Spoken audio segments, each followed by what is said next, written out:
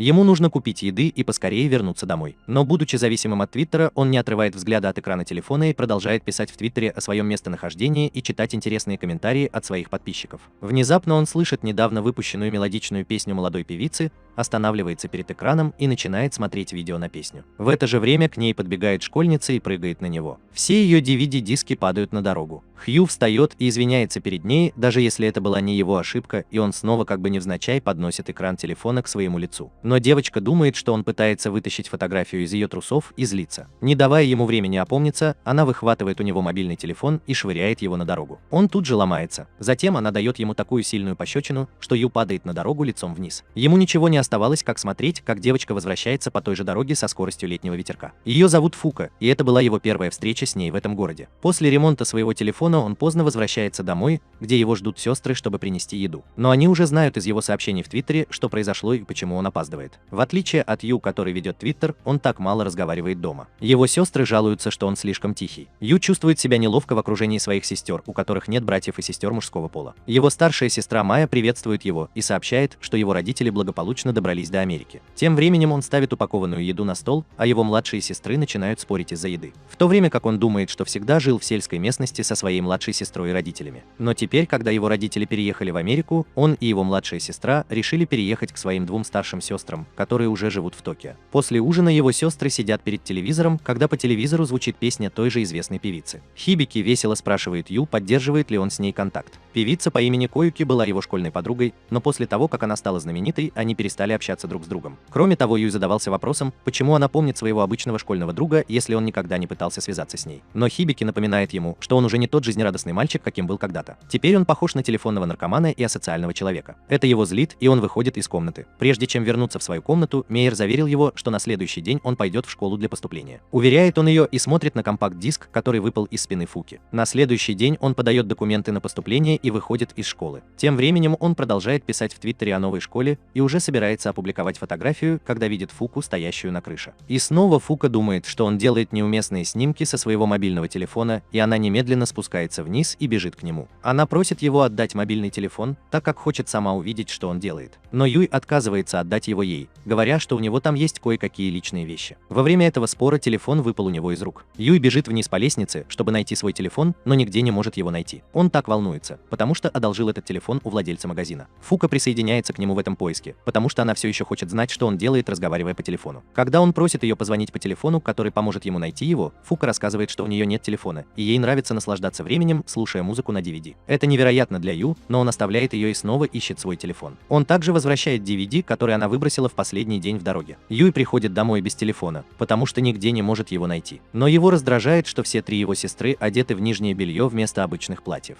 Он ругает их, просит одеться подобающим образом, а затем идет спать в свою комнату. На следующий день, во время знакомства со своим классом, он видит, что Фука его одноклассник. После урока он видит парня, который пытается куда-то отвезти Фуку, но она ему отказывает. Ты немедленно бежишь ей на помощь и спасаешь ее от этого извращенца. Но оказывается, что этот парень хотел взять ее с собой, чтобы набрать в школьную команду по легкой атлетике, а она не захотела этого делать. Выслушав это, Юй убегает и в смущении прячет лицо. Это было совсем не то, что он думал. Он почувствовал, что должен был спросить, не нужна ли ей помощь. Тем временем Фука приходит, чтобы отдать ему его телефон, который она нашла после долгих поисков. На следующий день он стоял на том же месте и смотрел на 2 билета в кино, которые дала ему Майя. Он никак не может решить, что с ними делать. Внезапно Фука смотрит на билеты и вскрикивает от восторга, потому что в этом фильме звучит саундтрек ее любимой певицы. Она позаботилась о том, чтобы никто, кроме нее, не пошел с ним смотреть фильм. На следующий день Юй подходит к выходу из кинотеатра и садится в сторонке, ожидая Фуку. Тем временем он пишет в Твиттере, что будет с той же девушкой, которая разбила его телефон. Его подписчики приглашают его на свидание, и многие комментируют с наилучшими пожеланиями в его адрес. Он тут же пишет в Твиттере, что это не то, о чем они подумали. С другой стороны, Фука продолжает ждать перед Хатико. Они одновременно искали друг друга вокруг Хатико и не смогли найти. Внезапно Фука решает забраться на колонну и выкрикивает имя Ю во все горло. Он слышит ее голос и выбегает из-за Хатчика. После того, как они наконец воссоединились, они добираются до коридора кинотеатра, где многие другие ждут своей очереди. Владельцы кинотеатров объявили, что разрешат смотреть фильм внутри только парам. Фука без колебаний хватает его за руку и просит вести себя так, как будто они пара на свидании. Сначала Фука не решается взять ее за руку, но потом она просит его крепко держать ее за руку. Она не уверена, как ведут себя пары, но пытается притвориться хорошей девушкой. Она спрашивает Ю, но он тоже понятия понятия не имеет, как работают пары. Фуке действительно понравился фильм, и по дороге домой она только и говорила, что о песне своей любимой певицы Коюки. Ю спрашивает ее, была ли музыка настолько хороша, и она отвечает, что она была идеальной. Внезапно она останавливается и прячет руку за спину. Она достает оттуда две симпатичные наклейки, которые они купили в кинотеатре. Они были подарены в качестве бонуса только парам. И она настаивает, чтобы Ю сохранил их и наклеил на заднюю панель своего мобильного телефона. Ю отказывается брать их, так как они ему нужны. Кроме того, они не пара, так что нет смысла их хранить. Но Фука не слушает и кладет их в свою сумку. Уходя, она весело говорит ему, что ей понравилось свидание. Хью очень удивляется, ведь он никогда по-настоящему не думал, что это свидание. Он просто продолжает смотреть на нее, пока она уходит. Он считает, что эта девушка действительно странная. Когда Фука возвращается домой, она взволнованно звонит своей маме, чтобы рассказать ей о фильме. Ей понравился фильм, и она заверила свою маму, что помимо этих занятий она также сосредоточена на учебе. Затем она сказала ей, что команда по легкой атлетике хочет, чтобы она присоединилась к ним, но она отказывается. Ее мама знает, что она хочет знать, чем она хочет заниматься. Но Фука говорит ей, что она ничего не нашла и все еще не знает, чем хочет заниматься. Вместо того, чтобы просить ее стать частью команды по легкой атлетике как хорошая мама, ее мама призывает ее уделить больше времени размышлениям о том, что она хочет делать. И вешает трубку к телефону. Ее отец услышал в разговоре, что она по-прежнему не хочет вступать в легкоатлетическую команду. Он был чемпионом страны и с самого раннего возраста приносил ей бутсы и секундомеры. Но мама Фуки не хочет, чтобы ее отец сейчас влиял на ее жизненный выбор. Кроме того, ее отец счастлив, если его дочь делает то, что хочет. На данный момент все, чего она хочет, это слушать музыку. На следующий день Ю идет по школьному коридору, когда получает сообщение от своего друга и поет Коюки. Она отправляет ему прямое сообщение с просьбой подключиться. Внезапно он видит Фуку, стоящую у окна. Она поворачивает к нему голову, и он видит слезы в ее глазах. На Фуке были надеты наушники, и она убежала, как только увидела его. Юй пытается остановить ее, но она исчезает. Выглянув из окна, Юй видит, как сидит его одноклассница Микаса. В классе Юй видит, как Микаса весело разговаривает с другой девочкой и предполагает, что Микасе нравится эта девочка, и он тоже нравится Фуке. Любовный треугольник расстроил Фуку, и она заплакала. Учитель, приглашающий свободных учеников вступить в клуб, нарушает ход его мыслей. Учитель поручает Микасе, тебе и Фуке чистить бассейн. Ты выглядишь таким обеспокоенным, потому что он никогда не убирал в таком месте. Но Фука пытается подбодрить его, говоря, что он обязательно это сделает. Он пытается расспросить ее о ее отношениях с Микасой, но потом колеблется. И вместо того, чтобы рассказать ей что-нибудь, он начинает работать. Палящее солнце истощает его силы. Но он видит, что Фука выглядит относительно свежей, когда моет пол в бассейне. Он говорит, что она выглядит как профессионал, занимающийся уборкой бассейна. Фука улыбается и рассказывает, что ей разрешено пользоваться баней родственника при условии, что она тоже будет ее чистить. В этом есть смысл. Значит, она не устала убирать это место. Она иногда просит тебя пойти с ней, чтобы насладиться комфортной ванной в этой бане. Чистя бассейн, он смотрит на Микасу и Фуку, которые счастливо разговаривают друг с другом, так как между ними нет никаких неприязненных чувств. Они выглядят как хорошие друзья. Через мгновение Фука подходит к нему, чтобы научить его мыть пол как профессионал, но ее нога скользит по полу. Этаж. Она падает, и ее юбка намокает. Из-за этого ее платье выглядит неуместно, и она начинает злиться, предполагая, что Юй смотрит на нее. Она незаметно направляется в раздевалку, в то время как Микаса рассказывает ему, что у них с Фукой хорошая дружба, и они очень похожи. Через некоторое время Фука возвращается, и они заканчивают уборку. После этого Микаса идет вернуть инструменты для уборки, а Фука видит, что Ю уже устал. Она смеется так, словно для нее это ничего не значит. Ю кричит, что ей понравилась уборка, потому что она все время была с Микасой. Он говорит ей, что видел, как Микаса проводит время с другими девочками, и она ему нравится, что не нравится Фуке. Вот почему она плакала ранее в тот день. Потому что она оказалась в ловушке любовного треугольника. Фука очень удивлена этим, ведь у нее нет никаких романтических чувств к Микасе. Кроме того, есть кое-что, чего он еще не знает о нем. В то же время Микаса говорит ему, что все знают, и теперь Ю тоже должен это знать, что у него нет интереса к девушкам, поэтому он смотрит на Ю с любовью. Юй чувствует себя ужасно, потому что он натурал. По дороге домой Юй наконец спрашивает Фуку, почему она плакала. Чтобы ответить ему, она достает из сумки DVD-диск и рассказывает, что песни на нем заставляют ее плакать каждый раз, когда она их слушает. Тексты песен посвящены чувствам певицы Коюки, которая скучает по кому-то. Он чувствует себя неловко из-за того, что не мог понять, почему она плакала, и предположил что-то неладное.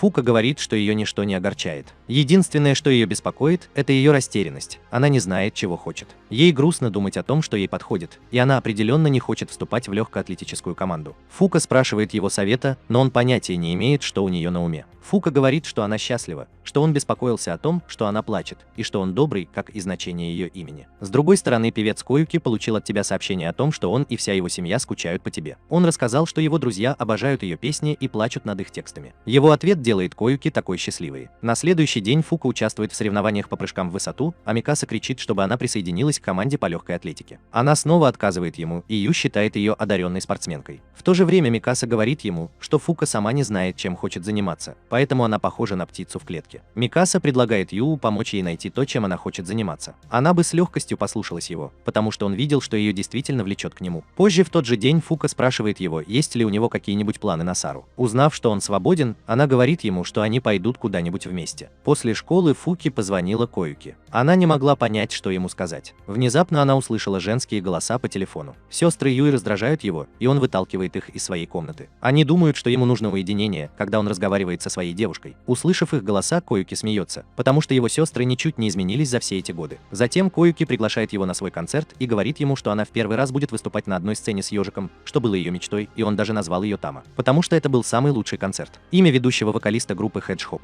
Но когда Юй узнает, что концерт состоится на Сай, он отказывается, так как у него уже есть обязательства перед Фьюка. Но он обещает прийти на ее следующий концерт. Коюки нерешительно спрашивает, может ли она иногда звонить ему, что он разрешает, и они вешают трубку. Коюки безмерно счастлива, что он не возражает, если она позвонит ему еще раз. В субботу Ю приходит туда, куда его приглашает Фука, и Фука хочет пойти с ним на концерт Кайоки. Она говорит ему, что изначально хотела пойти со своей тетей, но та отменила план, поэтому привела его сюда. Находясь за кулисами, Коюки чувствует себя немного подавленной, так как это была ее мечта – выступить с Hedgehog. Ее ассистент уверяет ее, что она заслужила это место своим огромным талантом. Но в глубине души она знает, что в своих песнях она всего лишь живет воспоминаниями о времени, проведенном с любимым человеком. Она говорит, что поет для того, чтобы однажды найти его. Но Коюки не надеется, что когда-нибудь встретит его. Концерт начинается, и Ю становится грустно от того, что она могла бы сказать Коюки, что он был на концерте, но потом он решает поговорить с ней позже. Толпа кричит, но Коюки закрывает глаза и скучает по тем дням, которые он провел с Ю. Какими счастливыми они были в те моменты. Однажды ей пришлось уехать из города со своей мамой. Затем она открыла глаза и увидела, что в первом ряду перед ней стоит Юй. В тот день она пела на сцене не печально, а весело. Ее песня о надежде однажды встретить своего возлюбленного. После концерта Фука провожает его домой и рассказывает, что ей было очень весело и что ей не понравилось одиночество после концерта. Сегодня она заметила одну вещь. Кайоки была не такой, как обычно. В отличие от того, что было раньше, она была счастливее, и ее аура была желтой, в то время как она всегда выглядела грустной и голубой. Но Ю не слушает песни и не видит цвета. Внезапно вперед выходит Фука и начинает петь песню, а затем оборачивается, чтобы спросить, какой цвет он видел, когда она пела. Ты на мгновение потерял дар речи, так как ее прекрасное пение загипнотизировало его. Он похвалил ее, сказав, что у нее есть потенциал стать хорошей певицей. С другой стороны, она говорит, что этот концерт прояснил многие недоразумения. В этот момент Юй просит ее попытать счастье в музыке, потому что это может быть ее коньком. Когда Юй возвращается домой, ему звонит Коюки, которая так рада видеть его на концерте. Он так высоко оценил ее пение. От его похвалы у нее на глазах выступили слезы, и она немедленно повесила трубку. С другой стороны, Фука решает отвезти Ю в храм, который ее родители посещали много лет назад, чтобы загадать желание. Она хочет, чтобы он загадал желание за нее, что увеличит ее шансы на исполнение желания. На обратном пути она поделилась, что хотела бы, чтобы ее мечта осуществилась, и ее мечтой было заниматься музыкой. После этого она отвела Микасу и Ю к учителю и попросила разрешения открыть музыкальный клуб,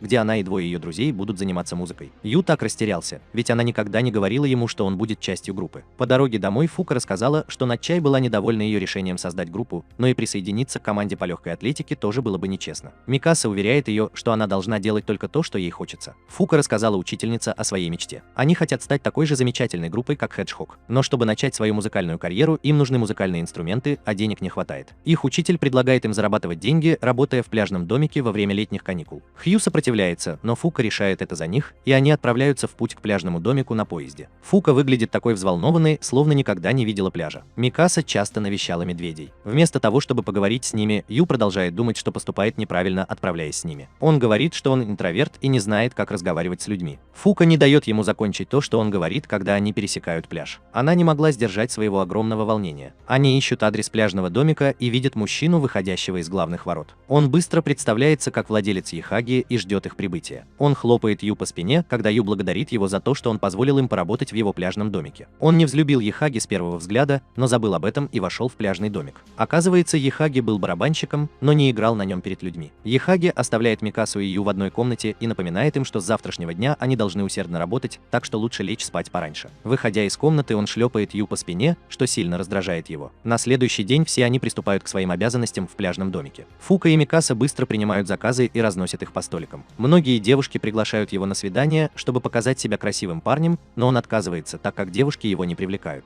Застенчивый и смущенный, Юй бросает тарелки на пол. Он не мог понять, что заказывают клиенты, и постоянно принимал заказы, что их раздражало. Он даже не может громко повторить детали заказа Яхаги, что его очень злит. Он просит Ю усердно работать или уйти с работы. Разочарованный результатами своего рабочего дня, Ю пишет в Твиттере об отношении Яги в свой первый рабочий день. Его подписчики призывали его продолжать работать и не обращать внимания на Яхагу. Он скучает и хочет вернуться домой. Но в это же время приходит Фука и подбадривает его, напоминая, что он очень добрый и вдумчивый человек. Он пытался спасти ее от плохих парней и помочь ей найти то, чем она хотела заниматься. Следовательно, вместо того, чтобы уйти, он должен проявить стойкость и доказать Яхаге, чего он стоит. Ее слова действуют как по волшебству, и на следующий день он работает намного лучше. Яхаги ценит его в конце рабочего дня, потому что он старался и добился успеха. Напряженный день так сильно утомляет его, что он засыпает на коленях у Фуки. С другой стороны, Коюки сейчас в автобусе едет на пляж снимать видео. Ее ассистентка рассказала, что вечером после съемок она может приятно провести свободное время. В это же время Ю сидит с Микасой на пляже, чтобы приятно провести время после работы, когда Микаса говорит ему, что Фука ведет себя не так, как Ю. По ее поведению видно, что он ей очень нравится. Любой может заметить ее поведение, но, как ни странно, Ю этого не заметил. Но это не имеет значения, пока Юй не почувствует к ней то же самое. Он говорит, что встает и бежит на пляж, чтобы найти себе хорошего друга. Вскоре после того, как он уходит, появляется Фука в купальнике и просит Ю пойти с ней и помочь ей насладиться плаванием с дельфинами. Ю чувствует себя ужасно, когда видит ее в купальнике, но все равно продолжает плавать. Он скрыл свои чувства и спросил ее, почему она хочет, чтобы они были частью ее команды, когда она может сочинять сольную музыку как Кои. Она знает, что тоже может делать это в одиночку, но тогда не было бы никакого удовольствия от самостоятельного сочинения музыки. Через некоторое время они замечают, что отошли слишком далеко от пляжа, и Фук начинает нервно крутить педали, чтобы вернуться назад. Но при этой попытке она падает с игрушечного дельфина. Внезапно у нее сводит ногу, и она не может плавать. Она начинает тонуть. Ты немедленно плывешь вниз, чтобы поднять ее тело на поверхность. Через некоторое время Юй открыл глаза на пляже, в то время как Фука пыталась вернуть его к жизни, дыша ему в рот. Она поблагодарила Бога, когда увидела, что он проснулся и так сильно плачет. Не в силах сдержать свои эмоции, она обняла его и сильно заплакала. С другой стороны, Коюки закончила съемку и почувствовала, что проголодалась. Она огляделась и увидела перед собой тот же пляжный домик, где работал Ю. Тем временем Фука и Ю возвращаются, а Яхаги замечает, что Ю выглядит неважно. Фука не рассказывает ему, что произошло с ними на пляже, а вместо этого спрашивает Ю, все ли с ним в порядке. Но Ю все еще напуган тем фактом, что Фука дышит ему в рот, и он вздрагивает, когда видит, что она стоит рядом с ним. Он не может смотреть ей прямо в глаза. Оставив их там, входит Яхаги, так как пришло время закрывать пляжный домик. Фука делает глоток из бокала Микасы и тоже покидает катер, в то время как Ю снова вспоминает, что произошло на пляже. Внезапно Фука возвращается и просит его никому не рассказывать сегодня о спасательном дыхании. Ей тоже кажется, что это был поцелуй, и хотя она знает, что сделала это, чтобы спасти ему жизнь, она хочет, чтобы он держал это в секрете. Юй чувствует себя таким счастливым, что он был не один, занимаясь спасательным дыханием. Она тоже вела себя по-другому. Внезапно Микаса увидела, что он улыбается, и спросила, что случилось. Но так как он обещал сохранить это в тайне, он ничего ему не сказал и рухнул на ее кровать в своей комнате. В Твиттере написано, что Коюки тоже находится на том же пляже для съемок музыкального клипа. Она написала ему, что хочет увидеться с ним сегодня вечером. Вскоре после этого они встретились на другом конце пляжа. Это была тренировка, и она уже ждала его со своим зонтиком. Она выглядит такой взволнованной, увидев его перед собой после долгого перерыва. Коюки знает, что они бы никогда не встретились, если бы их мобильные телефоны снова не соединили их. Затем она достает пакет, полный фейерверков, которые она хочет зажечь вместе. В это же время Фука спрашивает Микасу о Ю, но тот не знает, куда он делся. Микаса замечает ее заботливое отношение к Ю и спрашивает, не произошло ли что-нибудь между ними сегодня. Она скрывает свои чувства и выходит из комнаты, чтобы поискать Ю на пляже. С другой стороны, Ю и Коюки смотрят фейерверк, и она замечает, что он почти не разговаривает.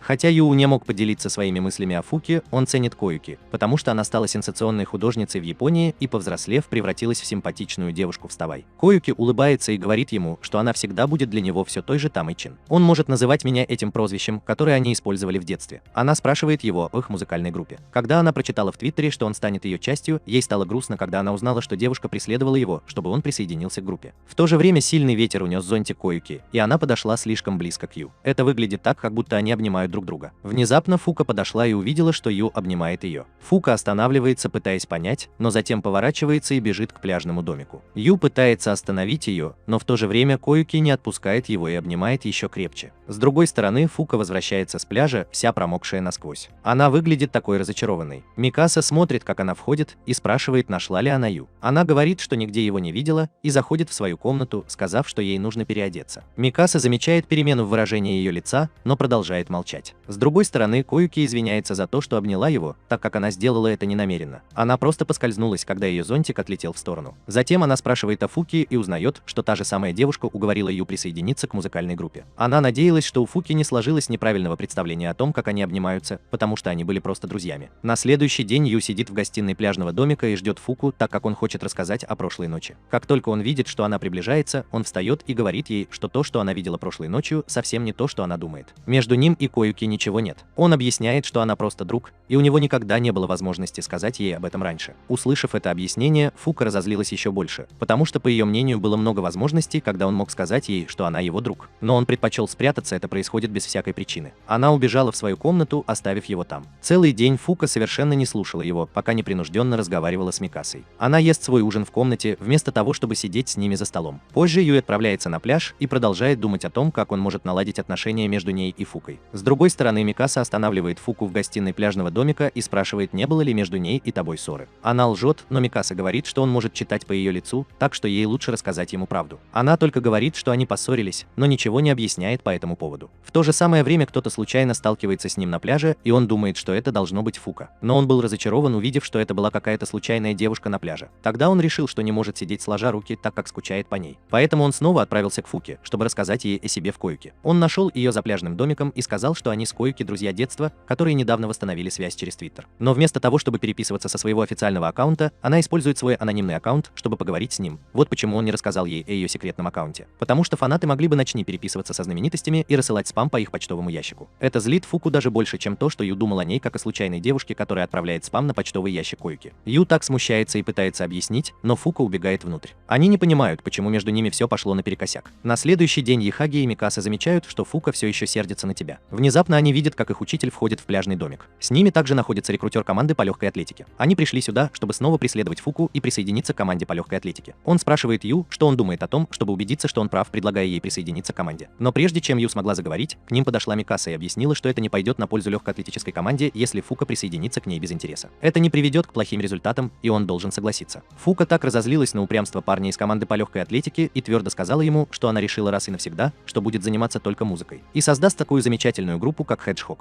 Макото улыбается и говорит, что каждый раз, когда она слушает, как она хвалит ежика, она краснеет. И они не знают, но она была клавишницей в группе. Парень рядом с ней был гитаристом, а Йихаги барабанщиком. Этот факт их очень удивляет. Но Фука и Ю дуются, поэтому они скрывают это от них. Кроме того, они большие поклонники ежиков и не замечают их. Они говорят, что слушают их песни каждый день. И на какое-то время Ю и Фука видят друг друга так, словно забыли о недоразумениях между ними. Но в Фуке тут же закипает гнев, и она отворачивается. Макото говорит, что теперь они выглядят по-другому, но Ю хочет знать, где сейчас Тама и Нико. Они говорят, что Тама исчезла, и Нико ищет ее. Именно поэтому они занимаются разными вещами в жизни, но знают, что Тама и Нико рано или поздно вернутся. Фука поворачивается к Йихаги и приказывает ему учить их прямо сейчас и помочь им стать такими же хорошими, как ежик. Парень из команды по легкой атлетике не может выносить всех этих разговоров и убеждает Фуку, что ей следует оставить это безумное занятие музыкой, потому что у нее нет таланта. Кроме того, стать хорошей группой непросто. Видя, как он унижает Фуку, Ю говорит ему, что она хорошо поет, так как он видел, как она пела некоторое время назад. Нико предлагает вместо того, чтобы спорить, дать ей шанс доказать, что она умеет петь. Все участники Hedgehog сидят со своими музыкальными инструментами и слушают Фуку, в то время как Йихаги просит тебя поиграть на гитаре. Он объясняет, что это был Нес Нико, но теперь, когда его здесь нет, ты можешь им воспользоваться. Позже он говорит Микасе, что пытался уладить отношения между ней и Фукой, но она не хочет слушать. Без нее он не наслаждается отдыхом на пляже, и в жизни нет счастья. Микаса призывает его сказать об этом Фуке и не поддаваться гордости. Кроме того, Фука хочет извиниться, но не решается. Он оставляет двоих из них наедине. Фука услышала их разговор и посмотрела на него. Она благодарит его за то, что он встал на ее сторону перед рекрутером команды по легкой атлетике и убегает. Группа садится за свои инструменты, и Фука начинает петь песню. Она поет смело от всего сердца. Ее зрелый голос завораживает группу. А Юй представляет себя прелестным лебедем с белыми крыльями. Ее голос доносится до Коюки и ее команды, но они не останавливаются, собирая вещи, чтобы покинуть город после записи видео. Однако Коюки и ее команда понимают, что песня — это знаменитый трек Hedgehog,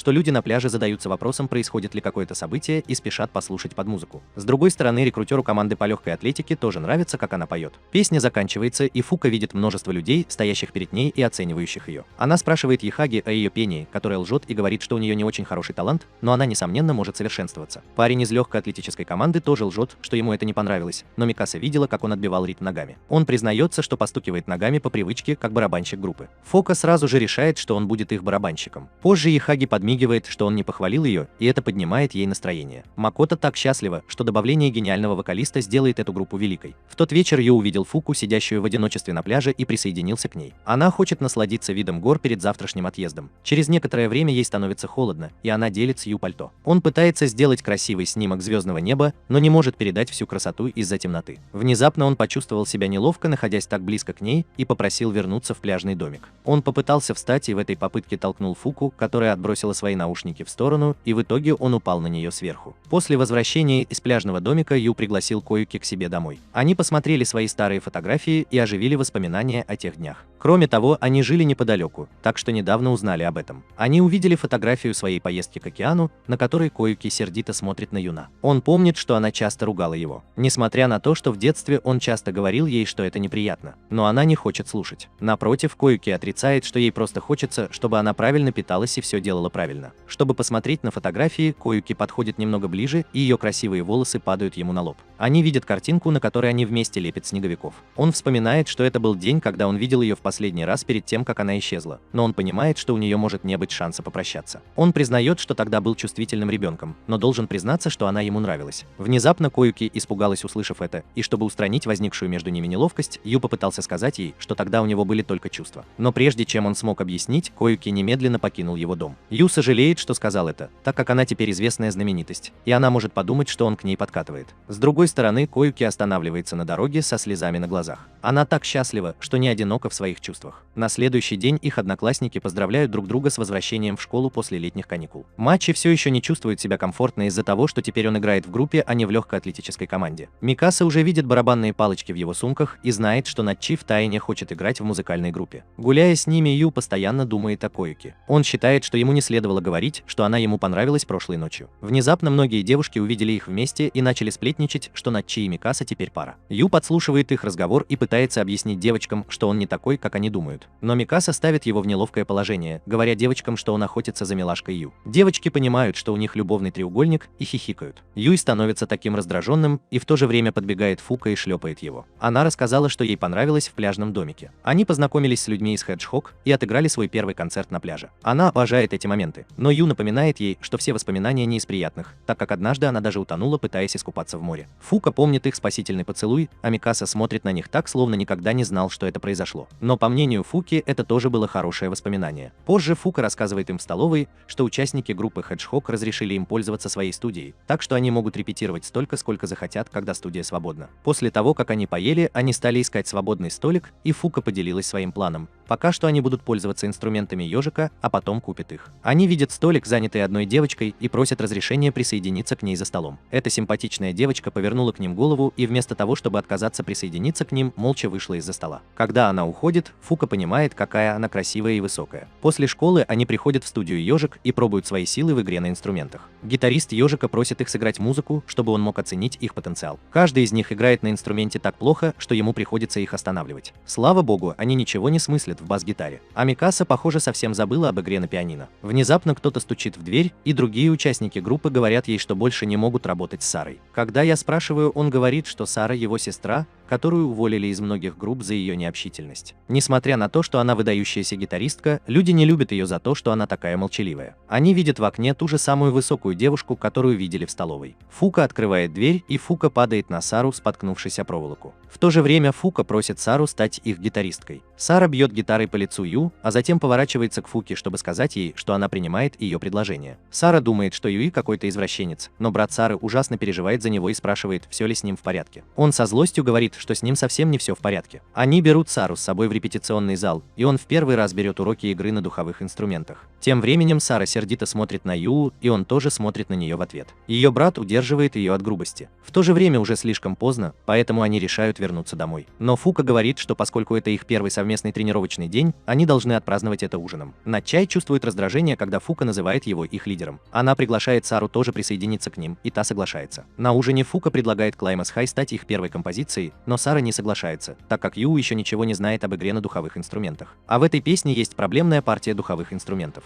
Ю злится из-за того, что Сара неоднократно указывала на него и утверждает, что он отказался быть басистом. Микаса подбадривает его и говорит, что он скоро научится, но его гнев растет. Фука встает со своего места, так как ей нужно быстро уходить. Микаса и Начай тоже уходят по срочной причине, в результате чего Сара и Ю остаются за столом одни. Ю спрашивает ее, не нужно ли ей что-нибудь заказать, чтобы покончить с неловкостью между ними. И, к его удивлению, она заказала десерт в виде фруктового коктейля. Через некоторое время Ю и Сара достают свои телефоны. Ю читает твит от своего подписчика Адмирала, в котором говорится, что она где-то развлекается. Но он пишет в Твиттере, что застрял со страшной девушкой и боится общаться с ней. Адмирал пишет в Твиттере, что ему следует попытаться поговорить, а Ю извиняется за то, что произошло между ними в студии. Но он замечает, что Сара продолжает пользоваться своим телефоном. Внезапно он видит, что Адмирал публикует в Твиттере ту же фотографию Шейка, что и перед ним. Это значит, что Адмирала в Твиттере зовут Сара. Он говорит Саре, что она разговаривает с ним. Она так радуется, что Ю ее друг в Твиттере, и начинает возбужденно болтать наугад. Она рада, что только что назвала его другом в своем твите. Когда они возвращались домой, Сара призналась, что хотела извиниться за то, что ударила его гитарой по лицу ранее в студии. И она почувствовала себя ужасно, когда ее брат неуместно поговорил с ним. И когда она сказала, что партия духовых инструментов в песне сложная, она искренне думала, что это будет непросто для новичка. Иногда она не может правильно общаться, и люди неправильно понимают, что она говорит.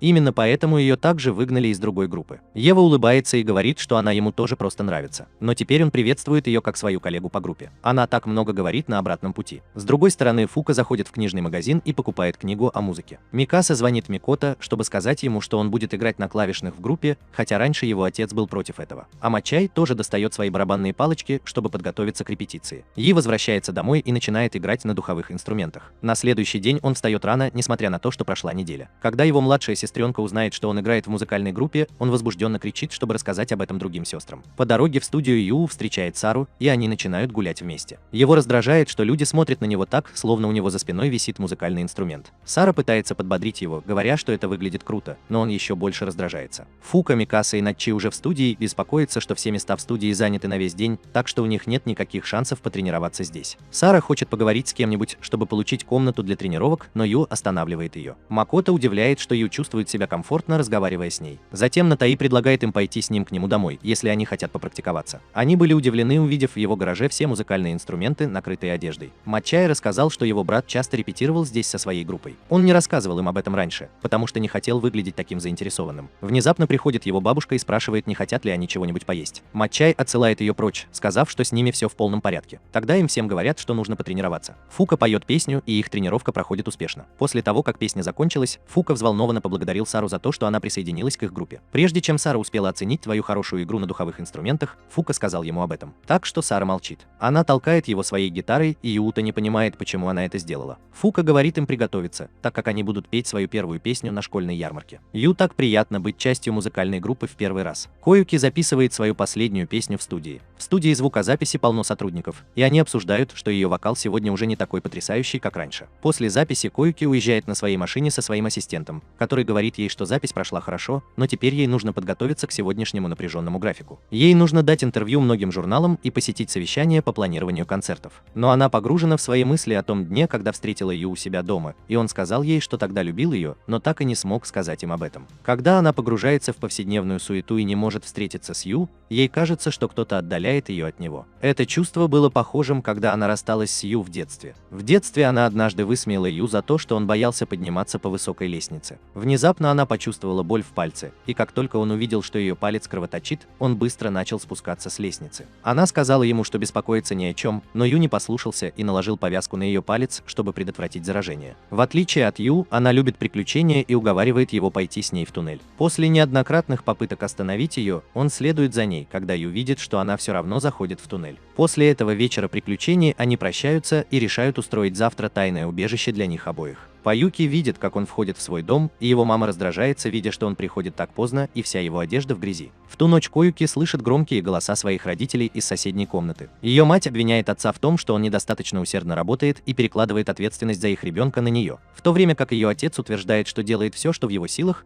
Этот звук вызывает у нее грусть, и она тихо плачет в постели. На следующий день она молча сидит с Ю в парке. Ю замечает, что она не хочет идти домой, в то время как Коюки боится возвращаться в свой разрушенный дом. Она говорит ему, что хотела бы, чтобы в этом году выпал снег. Ху надеется, что снег выпадет после более холодных зим в этом году, и если это произойдет, он слепит снеговика и иглу. Это сразу же поднимает ей настроение, и она начинает петь. Красивая песня завораживает его, и когда она замолкает, он делает комплимент ее голосу, говоря, что он такой красивый, прямо как у вокалистки группы Hedgehog по имени Тама. Но его любимый Нико. Однажды они планируют создать группу, в которой она будет петь, а ты будешь играть на басу, как Нико. Они будут похожи на Таму и Нико. Они обещают, что однажды осуществят свою мечту. Пару дней спустя Коюки возвращается домой после школы такая взволнованная. У нее был день рождения, и родители обещали сводить ее куда-нибудь. В ту ночь она впервые увидела снег в городе. Но на следующий день, когда Юй окликнул ее по имени, чтобы остановить, она не остановилась и молча прошла мимо тайного места рядом с туннелем. У нее все лицо было в слезах. И она вспоминает, что ее родители сказали ей прошлой ночью. Ее отец и мать решили расстаться,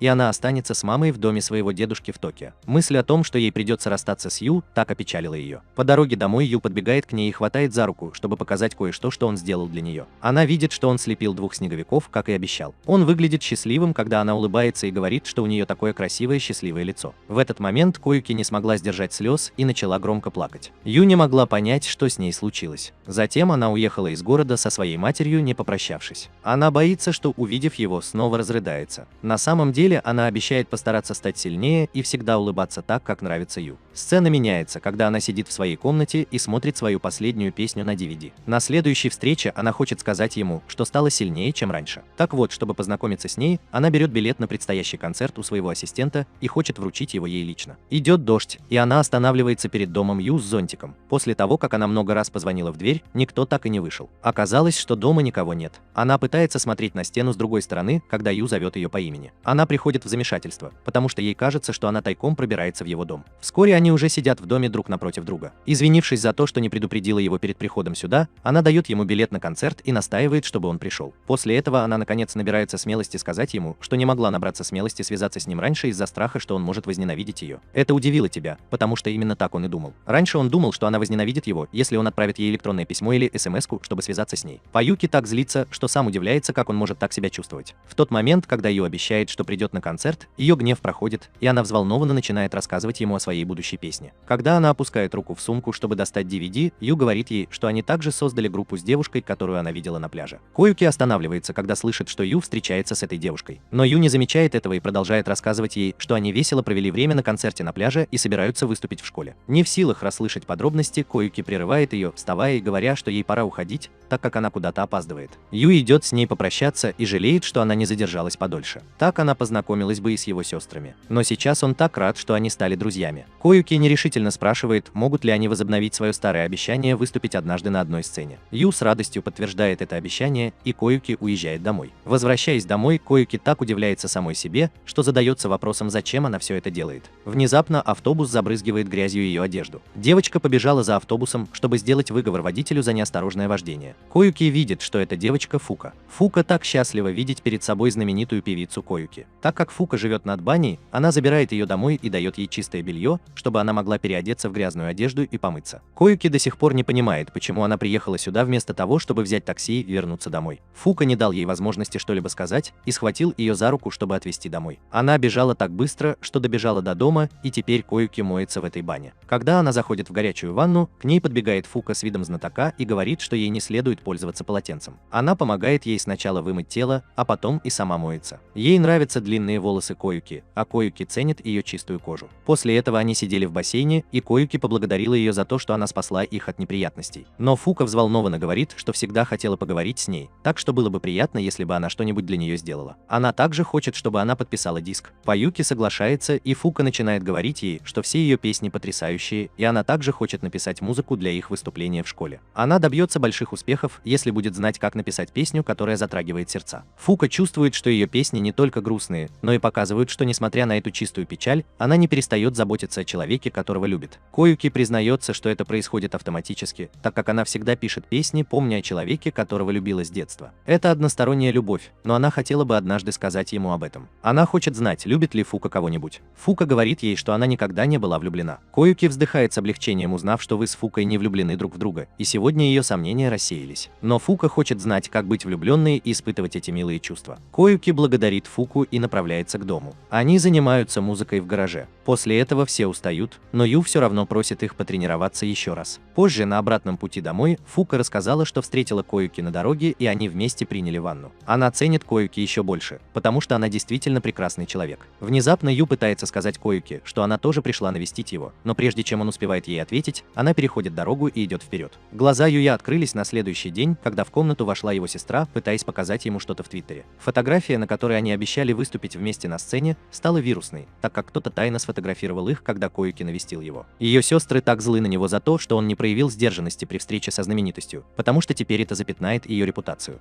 Хью так растерян и нервничает из-за новой проблемы. Когда он в тот день открыл дверь своего класса, весь класс столпился вокруг него, чтобы расспросить о его отношениях с Коюки. Но он смотрит только на Фуку, которая убегает из класса. В это же время входит учитель и начинается урок. С другой стороны, представитель агентства Коюки сделал ей выговор за то, что она неосторожно вышла на улицу. Она ругает ее, говоря, что это противоречит политике агентства, и она должна действовать в соответствии с тем, что они говорят. Поскольку многие жизни связаны с тем, что она делает в своей жизни. Она советует Коюки вести себя ответственно и отрицать в социальных сетях, что на фотографии изображен кто-то другой. Она уверяет меня, что даже в этом случае она вольна быть с кем захочет, но ей следует быть осторожной. С другой стороны, Ю приходит туда, где он может найти Фуку, и она уже там слушает музыку Коюки в наушниках. Она помнит, как Коюки рассказывала, что всегда пишет песни, помня о человеке, которого любит. Юй поднимается по лестнице, несмотря на то, что боится высоты. Он начинает говорить, чтобы прояснить свою позицию, говоря, что тот, кто разместил фотографию, разместил ее в интернете, используя подтвержденный аккаунт в Твиттере. Фука продолжает смотреть на нее некоторое время без каких-либо эмоций на лице. Ее не интересуют никакие подробности. Ю приободрилась, так как она не против увидеть его и Коюки вместе. Она говорит ему, что ей нечего сказать. Но Ю все равно извиняется, говоря, что никогда не рассказывал ей о встрече с Коюки. Фука наконец раскрывает свой гнев из-за того, что он мог рассказать ей о своей встрече, как она это сделала, когда они с Коюки вместе купались. Она кричит на него, когда он пытается сказать, что она пришла только для того, чтобы отдать ей билеты на концерт.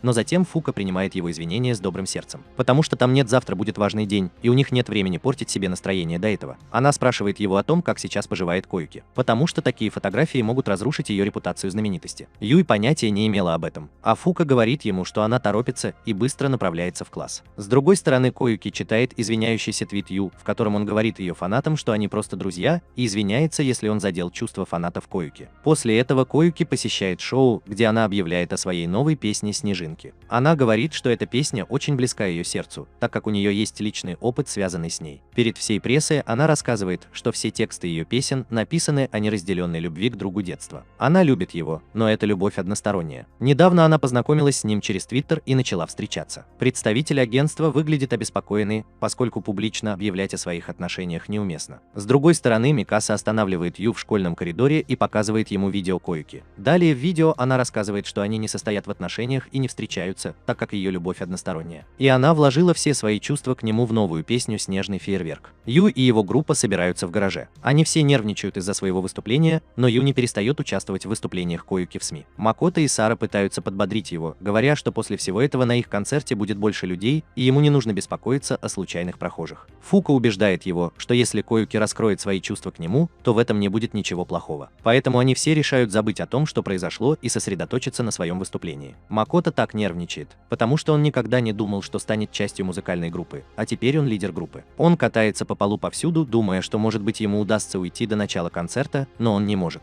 С другой стороны, Сара печально сидит у входа в студию, когда приходит ее брат. Она хочет сделать что-нибудь для группы. Это первая группа, которая говорит ей, что она принадлежит к ним. Она не знает, что произойдет завтра, но она хочет спасти их от унижения. Ее брат делится своим опытом. Люди бросали в них бутылки во время их первого выступления, но он спас свою группу, сыграв на гитаре. Сара начинает практиковаться, так как она знает, как обращаться к аудитории. В то же самое время Ю сидит дома и до сих пор не может понять, почему Коюки поделилась всеми подробностями перед прессой, когда она бы поставила свою карьеру на паузу. Он помнит о своем обещании выступить с ним на сцене вместе. Внезапно в комнату вошла его сестра Майер и сказала ему, что она будет присутствовать на концерте вместе с другими сестрами. фанатами. И он должен знать, что они его фанаты, несмотря ни на что, и они останутся с ним до конца концерта, несмотря ни на что. Он получил сообщение от Йихаги, что он тоже придет на концерт со своим другом. Ю считает, что он не должен позволять себе так сильно погружаться в бесполезные мысли о том, что произошло сегодня в Твиттере. Вместо этого он должен проявить себя наилучшим образом с теми, кто всегда поддерживал его. Поэтому он берет мобильный телефон и говорит Йихаги, что сделает все, что в его силах. Наконец-то настал день концерта, и в зале больше народу, чем когда-либо. Фука помнит, как Коюки сказала ей, что все ее песни посвящены любви ее детства, и она уже пообещала Коюки, что будет болеть за ее страсть. Стоя на крыше здания, она слушает песню, когда Ю находит ее там. В это же время Коюки меняет внешность и тайно проникает в школу, чтобы послушать сегодняшний концерт Ю. Она удивлена, что ходят слухи о том, что она придет посмотреть выступление Ю. Внезапно многие парни начали кричать, предполагая, что Коюки была в зале. Теперь Коюки думает, что возможно это была плохая идея прийти туда. Она слышит, как некоторые люди говорят, что Юй дурак и что он не выражает своей любви к ней в ответ.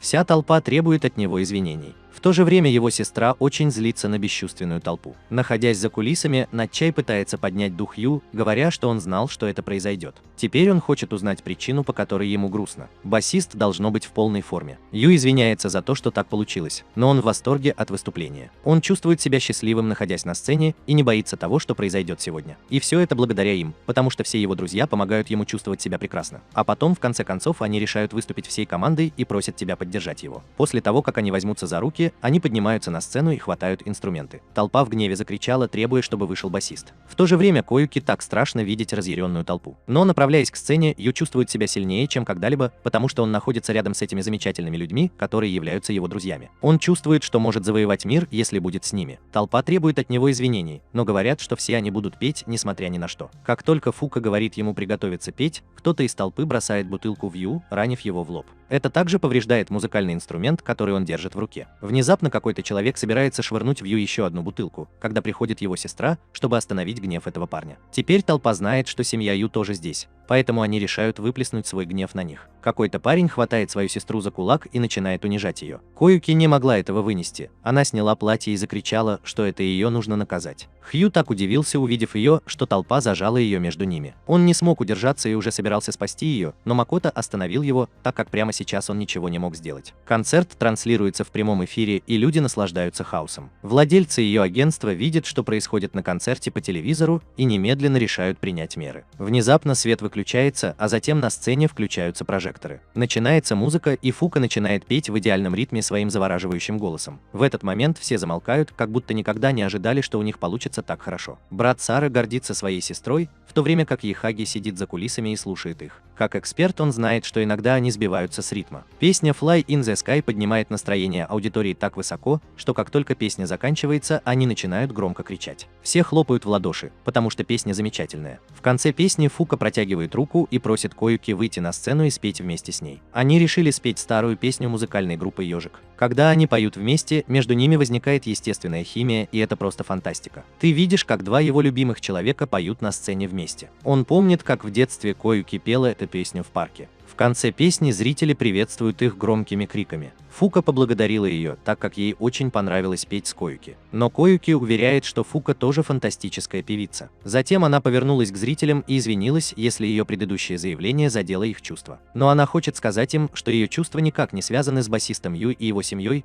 так что они могут винить ее, если она причинит им боль. Девочка из зала кричит, что она всего лишь выразила свои чувства к тому, кого любит, и не должна никого беспокоить. И она не должна извиняться. Бен, все зрители уверяют ее, что они болеют за нее. Фука берет микрофон и начинает следующую песню. После концерта все они празднуют свой успех в кафе. К их изумлению, Юй так хорошо сыграл. Внезапно Юй спрашивает Фуку о мужчине, с которым она познакомилась после концерта. Она рассказала, что этот мужчина хотел узнать название группы, но они еще не определились с названием. Ю предложил название, но Микаса начала жонглировать словами и придумала «Осенняя луна». Фука сначала не соглашалась, но потом успокоилась. Макото проверил свой телефон и обнаружил, что их концерт набрал много просмотров. Они беспокоятся о Коюке, так как какой-то парень из ее агентства забрал ее после концерта. В конце концов, она не так доступна в своих решениях, как они. С другой стороны, Коюке пришлось посетить офис агентства, где представитель сказал ей, что президент агентства был в ярости, но ей удалось его успокоить. Сейчас она должна действовать осторожно, так как они не могут позволить себе подвергать ее опасности. месте. И что еще более важно, она бы не прикасалась к парню Ю в течение некоторого времени. Это положит конец слухам. Коюки чувствует себя порабощенной, но она ничего не может поделать. В ту ночь она не ответила на звонок Ю. На следующий день Начай спрашивает, получала ли она звонок от Ю, но, к сожалению, она не поддерживает связь ни с ним, ни с кем-либо еще, что вызывает беспокойство. Внезапно Сара читает новость о том, что после ее вчерашнего выступления ее телешоу и мероприятия были отменены по неизвестной причине. Им так грустно за нее. С другой стороны, Коюки видит, что в ее календаре осталось только одно мероприятие – рождественский концерт. В это же время ей звонит Ю, но она не отвечает на его звонок. Через некоторое время она отправляется на репетицию концерта и решает сделать это событие незабываемым для людей, которым нравится ее пение. Коюки готовится петь в студии со всей своей страстью, так как она хочет петь для людей, которым нравится ее пение, но она не смогла спеть в микрофон. Она пробует еще раз, но у нее не получается петь. Ее команда отвозит ее в больницу, и врач говорит ей, что она испытывает сильный стресс, поэтому ей нужно немного отдохнуть. Кроме того, их президент хочет, чтобы она взяла отпуск на некоторое время. Когда Коюки выходит из больницы, она проверяет свой телефон, на который поступило много пропущенных звонков от тебя. Он беспокоится о ней. Несколько случайных девушек, проходящих мимо, говорят о ее предстоящем рождественском концерте и очень взволнованы. Но они не знали, что она не сможет петь еще довольно долго. Дверь ее машины открывается, и ассистентка садится рядом с ней, чтобы отвезти домой. Юй снова звонит ей, но она не отвечает. С другой стороны, Юй не может понять, почему Коюки не отвечает на звонки. Пока его младшая сестра не сообщает ему, что теперь по всему интернету ходят слухи об отмене концертов Коюки. Они объявили, что ей не здоровится и что они все перенесут на другое время. Он помнит, что Коюки была в восторге от рождественского концерта и пришла отдать ему билет. С другой стороны, Коюки едет домой на метро, но останавливается у пляжа. Прогуливаясь там, она наконец получает звонок от Ю. Он хочет знать, где она и как ее здоровье. Но, заметив тон ее голоса, он понимает, что что-то не так. Он вешает трубку и бежит к железнодорожной станции. Он едва успевает на поезд. Но на этот раз он не хочет оставлять Коюки одну, как это было в детстве. Теперь он может что-то сделать для нее, наконец-то найдя то место, где он ожидал ее увидеть. Идет снег, и он находит ее стоящей в одиночестве на пляже. Она говорит, что сейчас не сможет петь. Хотя она надеется, что с ней все будет в порядке. Коюки извиняется перед ним за то, что любила его. Не в силах контролировать переполняющие ее эмоции. Она начинает плакать, но затем Ю крепко обнимает ее. Через несколько дней Коюки встречает Ю на вокзале, и они начинают исследовать город, куда она приезжала раньше на съемки. Он называется «Крошечный Токио», и у них здесь назначено свидание. Но это было совсем не то, что Ю ожидал увидеть в качестве места их свидания. Юки понимает, что люди предпочитают ходить в кино и музеи. Но это место ей нравится больше. Она надеялась, что Ю не заскучает здесь, но внезапно она подтолкнула Ю к себе, так как хотела ему что-то показать. Они добрались до большого колокола в знаменитом городе, который действительно знаменит. Этот колокол звонит всего 4 раза в день, и любая пара, которая слушает его вместе, всегда остается на связи. Это тебя удивляет, ведь он еще не рассматривал их отношения с этой точки зрения. Но Коюки подбадривает его, говоря, что она шутит. Они слышат звон колокольчика, и Коюки хватает его за руку. Они гуляют по городу, и она рассказывает, что ее голос стал намного лучше. Но она признается, что этот небольшой перерыв помог ей понять, что она любит свою работу. Ху улыбается, потому что он понятия не имеет, каково это любить свою работу. Но по мнению Коюки, если они займутся своей группой профессионально, это станет и его работой тоже. Просто пока не стоит возлагать на их группу таких больших надежд. Но Коюки напоминает ему, что он должен продолжать работать, так как ему еще предстоит выполнить свое детское обещание выступать с ней на сцене. Они доходят до ресторана, в котором Коюки уже побывала, так как ее пригласили оставить отзыв. Еда была превосходной, и Ю увидел ее автограф, висящий на стене. Он не сводит с нее глаз, потому что все еще не может поверить, что его друг детства стал знаменитостью. Но Коюки любит те невинные моменты больше, чем эти дни. Она говорит, что в последние несколько дней вела себя безрассудно, думая только о себе. Вот почему она все испортила для Ю и ее менеджера. Но любовь ее поклонников вдохновила ее, и теперь она хочет петь вечно. И все это произошло потому, что Ю помог ей сейчас с ней. Она хотела бы, чтобы он всегда был рядом с ней. Они прощаются на вокзале, а Коюки закрывает лицо маской, чтобы скрыть свою личность. Ю поначалу волновалась, но Коюки заверил ее, что она будет в безопасности. После этого Ю сразу же садится на поезд, чтобы успеть на запланированную репетицию. Он знает, что опаздывает, но не может сказать об этом Фуки, потому что у нее нет мобильного телефона. Он знает, что все будут его ждать. Он добегает туда и бросается за музыкальным инструментом. Но Начи так зол на него за то, что он заставил их так долго ждать. Сара поделилась, что беспокоилась, все ли с тобой в порядке. Но когда Начи не перестает злиться на него, она бьет его пяткой по ногам, и он начинает кричать. Ю извиняется перед всеми и спрашивает, почему Фуку такой спокойный. Она просит всех уже начинать, так как они опаздывают. После репетиции они рассказывают ему о музыкальном клубе друга Начии, где его друг хочет, чтобы они выступили с другими группами. Они приняли предложение, и Начии был слишком взволнован, когда Фука предложил им записать свою оригинальную песню. Но они сомневаются в этом, когда Фука говорит, что она напишет музыку. Они хотят послушать, что она может написать, но она обещает закончить текст вовремя. Наташа просит ее написать что-нибудь экстраординарное. Они все начинают обдумывать, какой должна быть их первая песня. После довольно продолжительного обсуждения Ю получает звонок от Коюки. Он взволнованно сказал ей, что они работают над первой песней своей группы, и Фука напишет ее. Но, к сожалению, она не придумала никаких текстов, кроме как напевать в такт музыки. Коюки хочет рассказать о прошедшем дне, но понимает, что сейчас неподходящее время, так как Ю посещает собрание группы. Но она благодарит его за то, что он был рядом, когда она в нем нуждалась,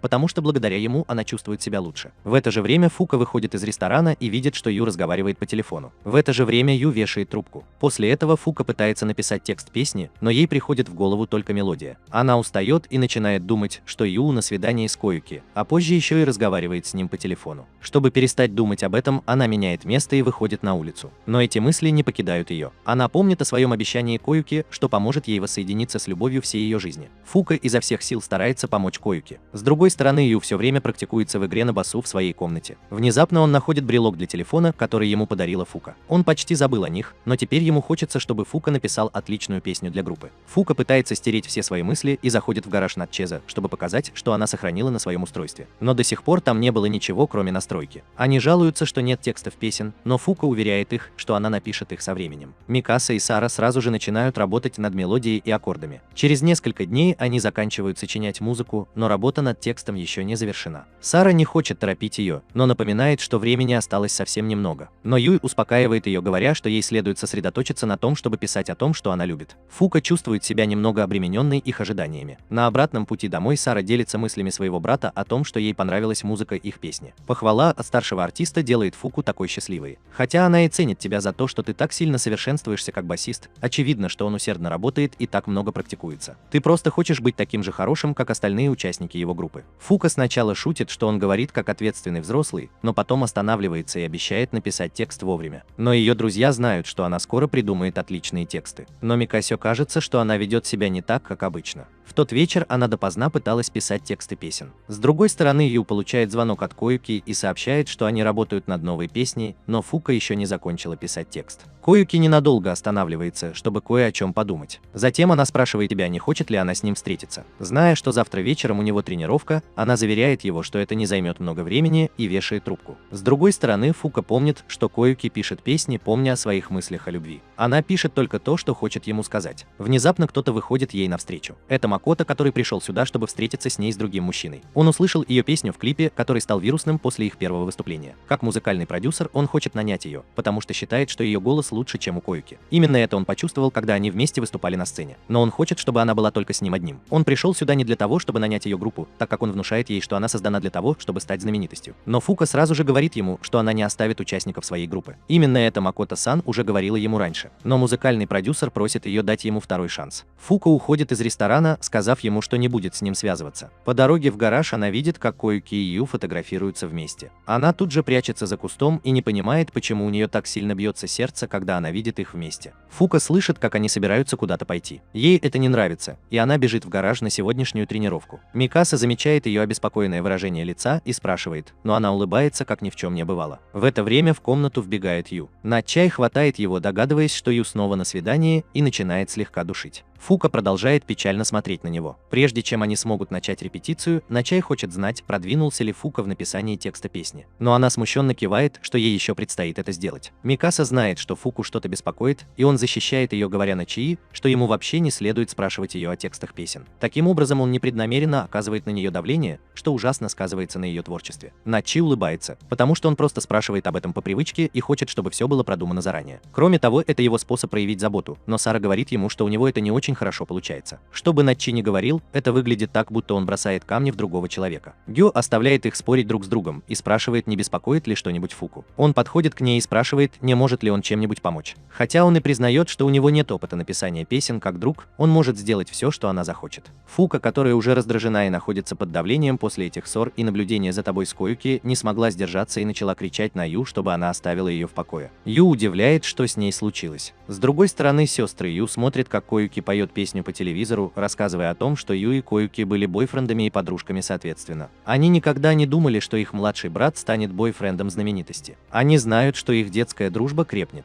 Вдобавок ко всему, сильная любовь Коюки привлекла тебя к ней. Но они так гордятся тем, что их младший брат наслаждается пиком своей юности, как и должно быть, потому что влюблен в красивую девушку и играет в музыкальной группе. За все это время Ю так сильно изменился. В то же время Ю сидит в своей комнате и практикует основы, осознавая, что реакция Фуки на его предложение помочь была такой неожиданной. Подумав об этом, он берет свой телефон, чтобы спросить, почему она так нервничает. Он звонит ей на городской телефон, так как у нее нет мобильного телефона. Он нервно расспрашивает ее о сегодняшнем дне, говоря, что не хотел причинить ей боль. Но он думает, что спрашивать о текстах песен было слишком бестактно. Он хочет извиниться, если это причиняет ей боль. Фука бросается на кровать, потому что она тоже не знает, что у нее на сердце и почему она вела себя грубо. Но Юй говорит ей оставаться расслабленной и работать в своем собственном темпе. Он понимает, что ничего не говорит, а только повторяет свои слова и тратит время Фуки впустую. Но Фука уверяет его, что извиняться не нужно, так как его слова не причиняют ей боли. Фука смотрит на телефонный талисман, который они выиграли вместе, и вешает трубку. После звонка она думает, что ей еще больнее, когда Ю так добр и заботлив к ней. На следующий день Фука решила остаться в группе, поэтому она выбросила визитную карточку этой музыкальной компании. В то же самое время, когда Ю собирается уходить в школу, ему звонит Коюки и сообщает, что у нее идет запись песни. Но в перерывах между занятиями она планирует навестить их и послушать их новую песню. Но Ю говорит, что текст их песни еще не готов. Это невероятно для Коюки, ведь это отнимает у нее так много времени. Ю внезапно вспоминает, что Коюки написала текст для своей песни, так что она может немного помочь Фуке. Но Коюки говорит, что у нее другой стиль написания песен. Стратегия написания Фуки была бы иной, поэтому она не думает, что сможет помочь. Тебя раздражает, что он понятия не имеет о написании текстов, так что он тоже не может ей помочь. Коюки признается, что она пишет тексты своих песен, помня о человеке, которого любит. Но Фука сказала ей, что в ее жизни никого не было. Это поразило тебя, и он понял, что она пыталась сказать. Повесив трубку, Коюки чувствует себя беспомощной перед силой своей любви к тебе. С другой стороны, Фука думает о том, что сказала ей Коюки. Речь идет о том, как она пишет тексты песен, не забывая о человеке, которого любит. Теперь она понимает, что делает с человеком односторонняя любовь. Эти чувства настолько переполняют ее, что она жалеет, что когда-либо их испытывала. После ванны она собирается с силами и снова пытается написать текст песни. На следующий день она стоит на своем любимом месте в школе и признается, что чувство любви теперь ей очень знакомо, и она знает, что очень сильно любит Ю. Из ее глаз текут слезы, и в то же время она слышит, как Ю зовет ее. Ю спускается вниз и отдает ему свои наушники. Она просит ее послушать текст песни. Ю так взволнована, что наконец-то записала его. Она надевает ему на ухо наушники. Ю чувствует себя таким счастливым, услышав их, потому что ему нравятся тексты песен. В то же время туда приходят остальные участники группы. Начай так взволнован, что текст песни наконец-то готов, и он бросается вперед, чтобы взять наушники у Ю. Но Сара ставит ногу ему на ногу, чтобы остановить и заставить его посмотреть, что Ю сейчас слушает. Так что ему следует дождаться своей очереди. Ю взволнованно просит ее начать практиковаться прямо сейчас, но только Фука знает, что его улыбка убивает ее. Позже, слушая запись песни, Фука обещает, что это выступление запомнится ей надолго. Сестры Ю сказали ему, что придут в день его выступления. Но Ю не хочет, чтобы они уделяли ему время. Они спрашивают его, будет ли там Коюки. Ю понятия не имеет, но его сестры знают, что Коюки будет там. Бабушка Наче останавливает его перед уходом на представление и желает удачи. Микаса идет домой, чтобы встретиться со своим отцом, в то время как его сестра выглядит такой счастливой, когда видит его. Ее отец – богатый человек, который хочет, чтобы он перестал посещать музыкальные концерты и начал заниматься чем-то другим в своей жизни. Он его не приглашает. Вместо этого его отец предупреждает его, что отречется от него, если он не оставит музыку. И ему разрешается входить в дом только в том случае, если он сразу же прекращает играть музыку. Микаса знал, что столкнется с таким холодным отношением. Как и много лет назад, он в очередной раз повторил, что будет делать то, что ему нравится, и уйдет из дома. Его сестра продолжает останавливать его, но он больше не остается. Сара прощается с его братом, и когда она уходит, он чувствует себя таким счастливым, видя, что она так хорошо приспособилась к этой группе. Теперь она здесь как дома. Но что бы это ни было, он так рад за нее. Когда она уходит, в студию входит Ихаги и говорит, что кто-то пришел его встретить. Он видит, что вернулись Тама и Нико из группы Hedgehog. Он хочет знать, куда они делись и почему так долго отсутствовали. Тама приносит свои извинения за то, что некоторое время не общались с ним. Фука торопливо идет по дороге, чтобы вовремя добраться до места выступления. Но когда она переходит на другую другую сторону, то замечает, что телефонный амулет, который она выиграла у Ю, упал. Сигнал одновременно становится красным, но ей все равно, и она бежит за ним. Внезапно к ней приближается быстрый грузовик. В это же время все прибывают на место и удивляются, почему Фука так опаздывает. К счастью, грузовик остановился на некотором расстоянии от нее, но во время этой попытки телефон сломался прямо на дороге. Водитель грузовика отругал ее за неосторожную попытку перейти дорогу, но затем она встала и поспешно направилась в студию. Она вошла в студию бегом и приготовилась к фантастическому выступлению, которое останется в сердцах зрителей на долгие годы. Первые они начинают исполнять песню «Climax», в то время как Тама и Нико из Hedgehog смотрят исполнение своего оригинального трека. Они познакомились с учителем, который был частью их группы. Она чувствует себя такой счастливой, увидев всю группу после стольких лет. Они признают, что пение Фуки просто невероятно. Нико видит бас-гитару в руках Ю и спрашивает Яхаги, почему он одолжил ее ему. Он сказал, что бас-гитара покрылась пылью после того, как он покинул это место, поэтому он решил отдать ее этому новому парню. Песня заканчивается, и они начинают играть оригинальный трек своей недавно созданной группы Fallen Moon. Песня начинается с того, что текст полностью посвящен безответной любви Фуки. Кьюки слышит эту песню в зале. Вся толпа кричала, потому что ему очень понравилась эта песня. Шоу имело огромный успех, именно поэтому они получили еще одно предложение выступить в конце. Сара чувствует себя такой взволнованной, зная, что ее брат будет в восторге, узнав об этом. Юй хочет начать практиковаться прямо сейчас, но Фука не делает никаких замечаний и продолжает сидеть, опустив голову. Начи просит ее собраться, так как она герой их группы. Но Фука хочет поговорить с ними. Она говорит, что решила выступать сольно, что очевидно означает, что она покидает группу и присоединится к музыкальной компании. Начай злит то, что они только что закончили свое второе шоу, а она уже уходит. Но Фука остается тверда в своем решении и говорит, что это ее мечта, поэтому она поступит так, как говорит. Сара хочет знать, не доверяет ли она группе в своем успехе, и Фука говорит ей, что она права. Микаса просто хочет убедиться, что она уже приняла решение. Фука кивает головой в знак подтверждения. Сара считает, что без нее они ни за что не смогут продолжать этот запрет. Это злит Начи, но они не могут помешать Фуке осуществить ее мечты. Саре пришлось смириться с решением Фуки, и Микаса тоже согласилась. Начи спрашивает Ю, что он думает по этому поводу. Но прежде чем он успевает что-либо сказать, Фука говорит ему, что теперь она не остановится. Юй говорит с крайним разочарованием, что он ничего не может сделать, если это то, что решила Фука. После этого он возвращается домой и продолжает с грустью думать о Фуке. С другой стороны, Фука читает контракт компании, приглашая представителя компании домой. Он просит ее подписать бумаги, предварительно получив разрешение от родителей. Но он также удивлен тем, что она передумала и решила присоединиться к компании, несмотря на запрет. Наблюдая за разочарованием Фуки, он понимает, что она не хочет обсуждать что-то связанное с первой любовью. Но Фука говорит ему, что она сделала правильный выбор в отношении себя и что скоро отправит подписанные документы. С другой стороны, Коюки звонит тебе. Он сидел разочарованный на том месте, где обычно находил Фуку. Коюки уехал из города на съемки песни, а между этим городом и Токио разница во времени. Так вот, Коюки рассказала, что у нее довольно долго была смена часовых поясов.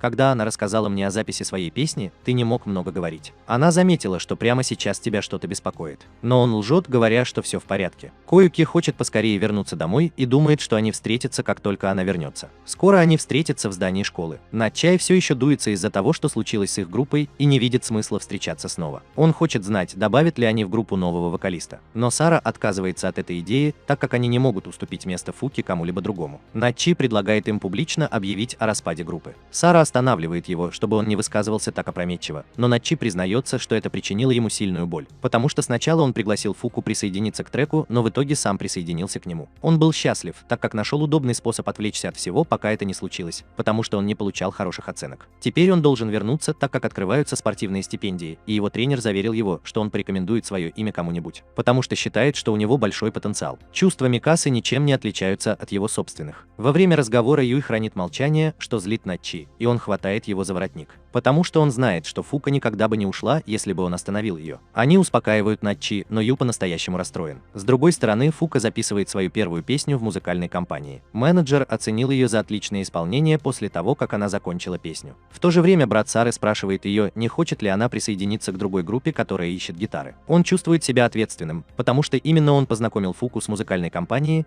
но Сара говорит, что это не его вина, потому что Фука свободна принимать свои собственные решения. Она говорит своему брату, что хочет присоединиться к другой группе и попробовать свои силы. Микаса возвращается домой, и его сестра удивлена его неожиданным возвращением. Она хочет знать, решил ли он оставить музыку. Только тогда его отец позволит ему остаться в этом доме, а это значит, что ее брат смирился со своим поражением. Микаса заверил ее, что он не отказывается от своей страсти, но он решил перестать убегать от ситуаций и попытаться поговорить о них. В тот вечер Ю молча сидел в своей комнате, когда Кьюки удивил его, неожиданно придя к нему домой. Она принесла ему много подарков и рада видеть его после стольких лет разлуки. Это была их первая встреча по поводу концерта, и она сказала, что ей очень понравилось. Услышав это, Ю становится так грустно. Киюки хочет знать, не беспокоит ли его что-нибудь. В то время как младшая сестра Ю хочет подать еду в их комнату, старшие сестры не дают ей мешать им. В то же время Ю рассказывает всем о том, что случилось с их группой, и они понимают, что без Фуки у них нет группы. У них была миссия сделать эту группу легендарной, но сейчас они все теряют уверенность в себе. Коюки предполагает, что теперь он тоже может заняться музыкой. Даже если группа распалась, он может выступать с ней. Она спрашивает, помнит ли он свой выпускной бал с ней, и что однажды они вместе выступят на сцене. Это отличная новость для тебя, но он говорит ей, что сейчас, вероятно, не лучшее время, так как он еще не готов. Хиюки уверяет его, что ему не нужно беспокоиться по этому поводу. Что касается нее, то все, что для нее имеет значение, это быть с ним и говорить так эмоционально. Она подходит ближе, и они падают на кровать. В этот момент она признается ему в любви, но Ю не дает ей приблизиться. Он извиняется, и Киюки сразу понимает, что он не испытывает к ней тех же чувств. Из ее глаз текут слезы, и она встает. Подобрав с пола свое пальто, она собирается уходить. Но перед уходом она говорит, что Ю должен быть честен со своими чувствами и знать, что Фука испытывает к нему те же чувства. Коюки вышла из комнаты и не могла перестать плакать. После этого Юй стал искать свой талисман для телефона и пропустил тот день, когда они выиграли этот турнир. Он не слышал, как ему позвонила сестра, так как продолжал над чем-то работать. Он тоже ничего не ел, и его сестры очень беспокоятся. Они пришли к выводу, что вы с Коюки должно быть расстались. Сара репетировала с новой группой, которую порекомендовал ее брат. Они так довольны ею и просят ее присоединиться к их группе вместо того, чтобы просто выступать в One Kick. С другой стороны, Начай снова начала заниматься легкой атлетикой. Его тренер сказал ему, что ему придется проводить много времени на беговой дорожке, как только это будет рекомендовано. Он согласился работать лучше. Микаса собирает свои вещи, чтобы отправиться в дом своего отца. На следующий день Ю ждет, когда Начи придет в школу, и спрашивает его, присоединится ли он снова к группе. Начи сердится и сразу же отказывается, так как он выбрал другой путь. Но Юй убежал после того, как я дал ему компакт-диск с треками, которые он написал. Юй настаивает на том, что он должен прослушать их, прежде чем принимать решение. После этого он идет к Микасе и просит его присоединиться к запрету, но тот отказывается говорить им, что решил снова переехать в дом своего отца. Это самый простой способ добиться обещанного светлого будущего. Но Юй отдает ему компакт-диск и уходит. После этого он встречает Сару и задает ей тот же вопрос, отдав ей диск с песней, которую он написал. Она вежливо отказывается, говоря, что уже присоединилась к другой группе. Но она поблагодарила его в их группе, сказав, что быстро поладила с новой группой. В конце концов он отправился в квартиру Фуки и продолжал звонить в ее дверь. Она знает, что Ю стоит у двери, но не открывает ее. Ю оставляет диск в почтовом ящике и уходит. Он посоветовал всем встретиться с ним в ресторане, если им понравилась его песня, в которой он выразил все свои чувства. Юй продолжает ждать в субботу, и никто не приходит до 3 часов дня, пока не появится первый человек с Сарой. Она вернула его компакт-диск и сказала, что его чувства были такими ясными. Затем, мгновение спустя, Микаса тоже присоединяется к нему, отменив свой план переезда в дом своего отца. Он даже принес ноты для своей песни. Внезапно Начай кричит, объявляя о своем прибытии. Он сказал, что ему очень понравилась эта песня. Ю рассказывает, что он также подарил копию своей песни Фуки, и он эгоистично надеется, что она присоединится к их группе. Они надеются, что она присоединится к ним и начнет практиковаться. Несколько дней спустя Ю видит, что Коюки сидит на скамейке и присоединяется к ней. Он делится новостью о том, что они снова создали свою группу, но делают это без Фуки. Он благодарит Коюки за то, что она поддержала его, и именно поэтому он может сделать это сейчас. Но Коюки знает, что Ю очень умный и знает, чего хочет.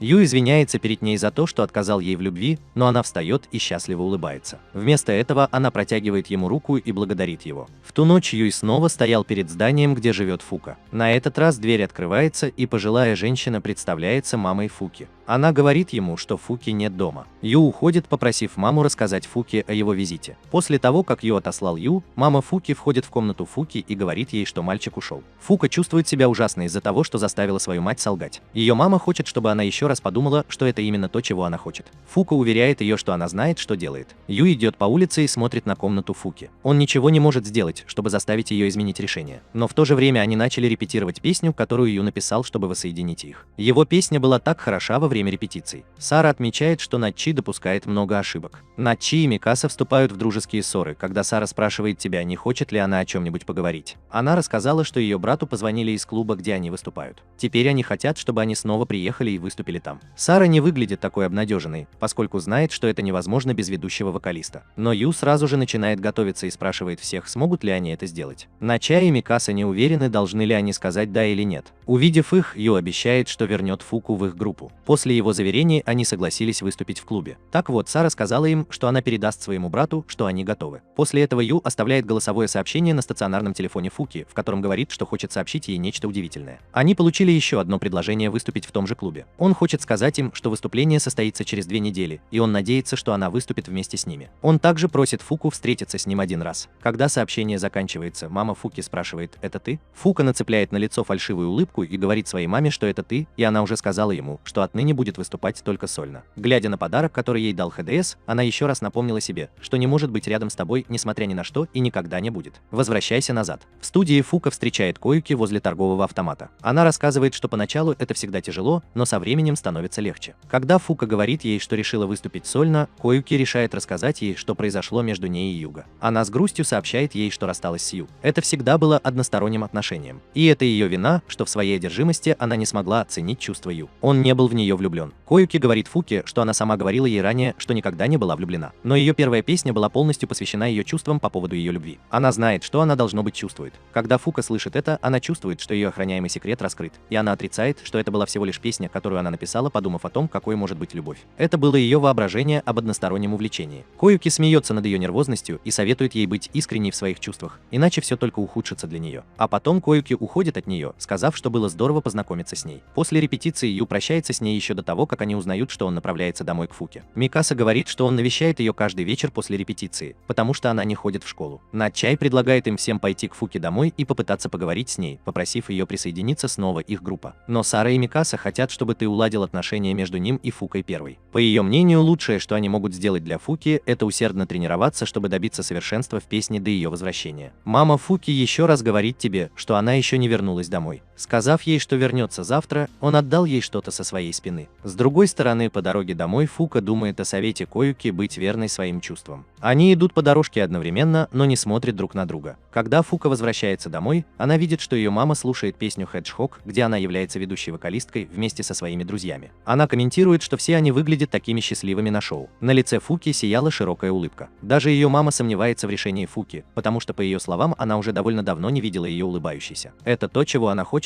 Ее мама просит ее быть верной своим чувствам, потому что в таком юном возрасте многое путается в голове, но ты нужно делать то, что ты хочешь, и это совет опытной женщины. Затем она вручает Фуко листок бумаги, который ты оставил для нее. Он извинился перед ней за то, что побеспокоил ее, но попросил, чтобы она снова стала частью их группы. Песня, которую он написал, отражает все его чувства, и он хочет, чтобы Фука послушала ее один раз. А еще он хочет, чтобы она спела эту песню. В день концерта придет Фука, и все они решают извинить владельца за то, что он не смог выступить. Но Юй хочет попросить Фуку в последний раз, и он просит всех дать ему еще один шанс привести Фуку. Он хочет выполнить свое обещание и вернуть ее обратно. Начай с радостью соглашается, так как он решил последовать примеру Ю с тех пор, как снова присоединился к группе. Ю очень быстро бежит к дому Фуки, и ее мама снова открывает дверь. Ее не было дома, она вышла погулять на улицу. Внезапно Юй понял, где он может ее найти. Это было то самое место в школе, где он впервые увидел ее стоящей и слушающей песню. Он был прав, Фука была там, стояла совсем одна. Он сказал ей, что они не могут продолжать свою группу без нее. Она по-прежнему непреклонна в том, что ее эгоистичное решение покинуть группу причинило боль всей группе, и они, должно быть, злятся на нее. Она отказывается, но потом подходит Юэй и говорит, что нашел то, что важно для него – музыку и группу. И все это важно, потому что она часть этого. Он чувствует, что снова все портит, потому что не может четко сформулировать перед ней, чего он хочет. Он говорит ей, что любит ее. Это пугает Фуку. Она говорит, что хочет играть в группе и тоже любит его. Потом Фука обнимает его, и они наконец-то находят общий язык. С другой стороны, остальная часть группы продолжает ждать их. Начи сходит с ума от страха, что произойдет, если они не придут. В это же время туда прибывает Юй, который бежит вместе с Фукой. Она извиняется за то, что причинила им боль и покинула группу. Начай говорит ей, что они могут обсудить это позже. Сейчас им следует сосредоточиться на репетиции песни Ю, но они уверены, что Фука справится с этим даже без практики. Она заверяет их, что у нее все получится. А теперь они просят Фуку провести их ритуал перед выступлением. На этот раз она просит Ю сделать это, потому что он воссоединил упавшую луну. Они берутся за руки, пока вся группа Hedgehog ждет их выступления в клубе. Начинается песня для тебя, и Нико видит свою бас-гитару в руке Юга. В отличие от его предыдущей реакции, он рад видеть, что его бас-гитара находится в руках хорошего исполнителя. Фука так хорошо играет.